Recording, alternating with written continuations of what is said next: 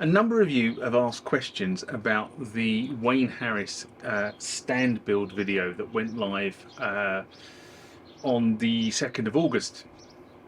And I thought, rather than keep writing things to each of you individually who have DM'd me or putting things in the questions and answers on the channel, which I will do anyway, I thought it's probably just as easy to actually do a video of the 3 key questions that you guys have asked. So here goes.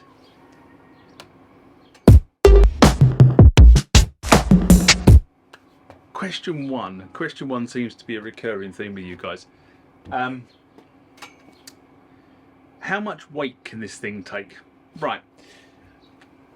So Wayne, when we did the video with Wayne, we had 2 88 key keyboards on this particular stand. One was a Kronos, one was a Montage, and then we had a Yamaha SY99 on the uppermost stand for Wayne's build, just to get sizes, etc. So in total that is, I suppose, about 50 kilos of weight on here. But to prove a point,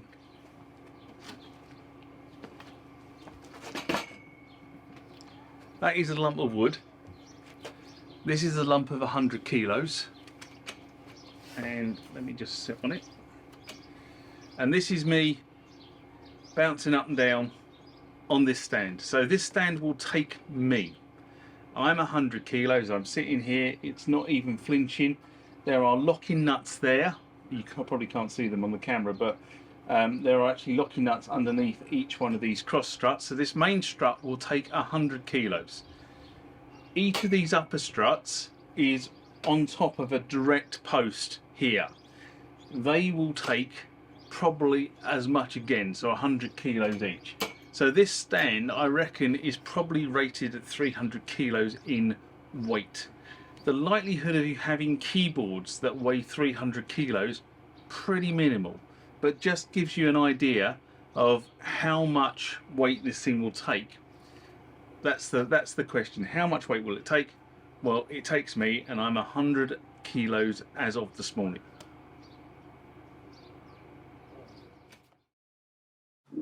Remember, like, comment, subscribe to the channel. Go over to Instagram and follow me there. Go over to Facebook, follow me there. That's where the normal notices are.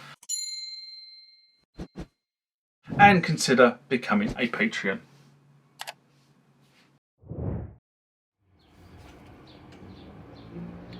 Surely the keyboard stand will rotate and all the keyboards will fall forward. Firstly, don't call me surely. Very poor airplane joke, I know. I'm not going to explain that, but just go look up film airplane. So this is the side of this keyboard stand, okay? And the reason why it doesn't rotate is for 2 reasons. Number one, for it to rotate, it's got to create what we used to call in physics a moment, which is a turning force. You've got very long legs on this, which means that if it tries to do that, it's got to effectively have a weight that is further, and hopefully this is coming across camera, it's got to have a weight that's over here somewhere, and the weight is almost in line with the foot, therefore it won't do that. Plus the fact you're going to have keyboards here and here as well, if you've got the 3-tier version like we built for Wayne, which will mean that there's actually added weight at the back, which will stop the force being able to move this forward. As you can see, I'm sitting on this, I'm 100 kilos, I'm sitting probably about 4 inches from the edge of this stand, and it is absolutely solid. But that's the reason why it doesn't fall forward, because at the bottom of the stand you've got these big long feet, effectively, that are in line with the almost in line with this top, and Wayne's it's slightly further forward because he needed the adjustable reach, but in essence it's almost in line. So that's the reason why it doesn't all fall forward. Well, I'm not going to go into the physics, but that's the general gist of it. Man, isn't it heavy? Well, I'm going to be brutally honest with you. Yes, it will be heavier than something like this. This is a standard X bar double frame quick lock 3-tier stand, okay? And this is probably about, or the Gibraltar stand is probably about 3 times heavier than that. But the thing about the Gibraltar stand is you don't carry it all in one hit like it is at the moment, like I'm sitting on it. You break it down to transport it. So you break it down into the side piece, well, that one there and that one there, and the cross struts. 1 cross strut, 2 cross struts, and the cross strut that goes down the bottom there to give it stability all the way down the frame. So that's what you do. You don't transport it all in one hit, you transport it, you break it down. But it is heavier than one of these 3-tier stands. By the way, guys, if you're not using a 3-tier stand that has multiple supports on it like that, go buy one, because I wouldn't trust a single one of these. In fact, I wouldn't trust one of these with my 88 key keyboards at all. That's just because I'm paranoid and I've had one go wrong.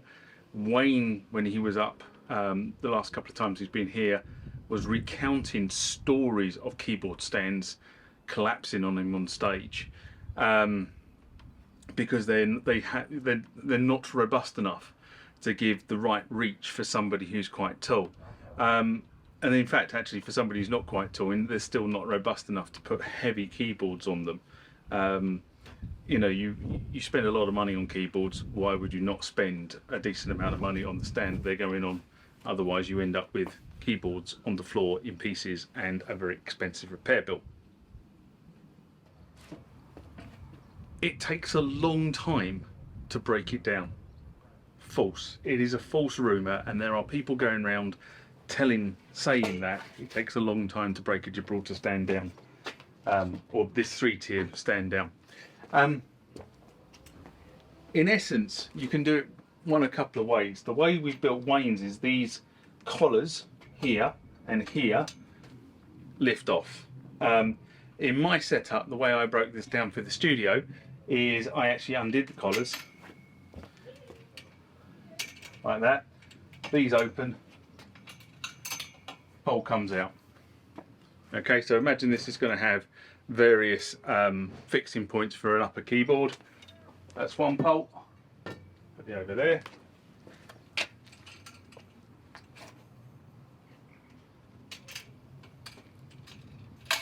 Hole number 2, like so.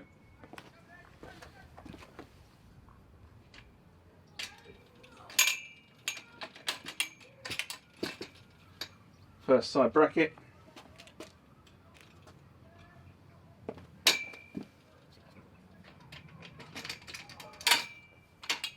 Second side bracket.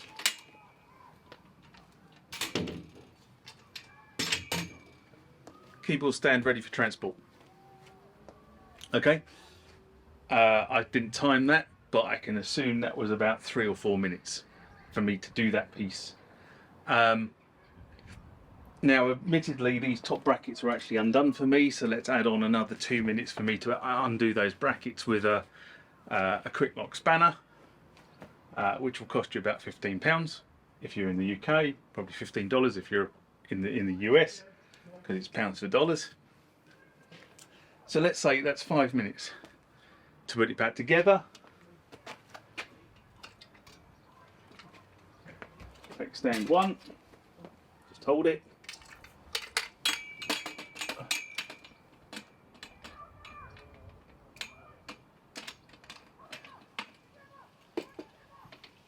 Loosely fit the bottom bracket. Take stand 2. Like that.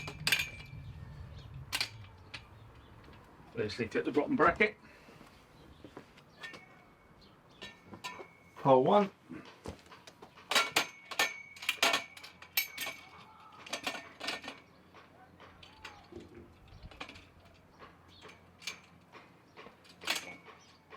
Like so.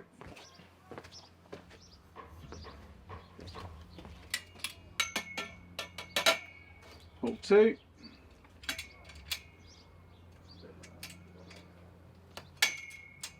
So square it up.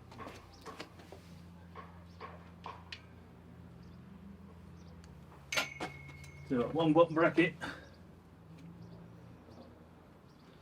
got two bottom brackets, and if I had the spanner out, I'd do these up, let's say another 2 minutes. That's how quickly it goes together.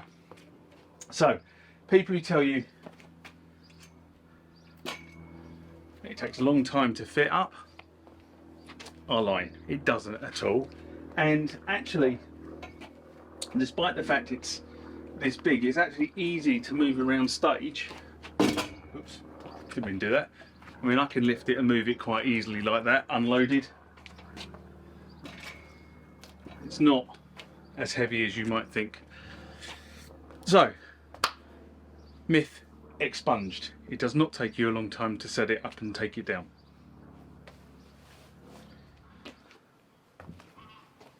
So hopefully those of you who are thinking about a Gibraltar stand, the 3 key questions that have been asked I've answered with practical demonstrations.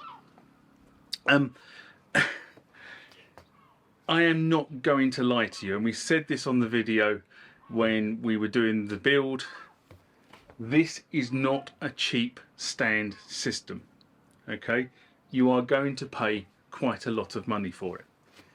But then if you're a giggy musician and you're using let's say mid to top range equipment, this will never fail you if you put it together right. If you put all the locking nuts in, these things under here that allow everything to locate properly, it will never fail you. That's the kind of thing. The other thing is you can customize it. So you will notice that my poles in here are considerably longer than Wayne's poles. Why is that? Well, when I've been using these, I would have a keyboard on the bottom tier, a keyboard on this mid tier, and a keyboard on this top tier. And then to one side I will have possibly a drum machine, possibly a mixer, possibly another piece of equipment. Typically on one of my stands I used to have a System 1 there. So by having longer poles, I was able to effectively get more equipment on the keyboard rack itself. And you can either do either one, you know, I had it in the studio because of the way the studio was designed, that everything was kind of over here. But there's nothing to stop you having something central and some piece of equipment there and a piece of equipment there. It's entirely up to you how you want to customize this. You can also buy another piece of equipment that effectively gives you a stand to put there that allows you to put your Mac on it, or your Windows computer, or your iPad, or something else. So you can effectively have it there, or you can have it on the end of this pole here. You can have microphone stands on the poles coming up and over if you're singing at the same time. Wayne does that, it's one of his requirements. We didn't actually put it onto the stand when he was here, but he actually had the kit to allow him to clamp on the end of one of these poles the microphone boom arm, and then that would come across, so it was here for him to sing into. So it's a very versatile system. I'm not trying to sell it, and I don't work for Gibraltar, and I don't get this stuff for free either. I really wish I did get it for free, but I don't get it for free. But I do believe in this stand system in terms of reliability and what it looks like on stage when it's all lit up. So probably on the camera, it's really sunny day today, and you'll probably see the sun is shining off the poles. Well, imagine that sitting on stage with top stage lights and lights coming on from the front. Anyway, on this note, I hope I've answered those 3 key questions that people put forward. On this one, I say live long and prosper, and I'll see you next time. Bye bye.